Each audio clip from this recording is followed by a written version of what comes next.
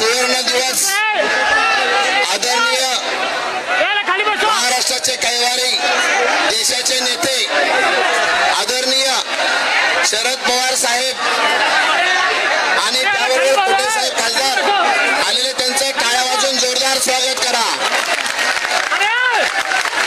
साहेब, आपल्याला यापूर्वीचा प्रश्न आम्ही सांगितलेला होता की शासनानं 14 ऑक्टोबर 2024 ला शासन निर्णय काढला आणि गेल्या 10-11 महिन्यापासून शासनानं कोणतीही तरतूद त्यांनी केलेली नाही। गेली दोन अधिवेशनं शासनानं तरतूद न केल्यामुळं या पावसाळी अधिवेशनात सुद्धा कोणत्याही प्रकारची तरतूद या पूर्णिमेमध्ये केलेली नाही।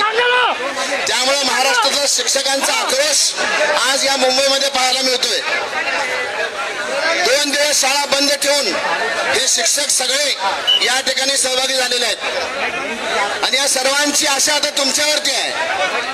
कालपासून रोहित दादा या ठिकाणी मैदानात ठाण मांडले आहेत, रात्री सुद्धा याच ठिकाणी ती झोपले। आम्ही त्यांचे मनापासून आभार व्यक्त करतो। त्यानंतर काल सुप्रियाताई आल्या होत्या आणि सुप्रियाताई आणि दादा आल्यापासून साहेब सगळी चक्र जी आहे ती फिरली गेली।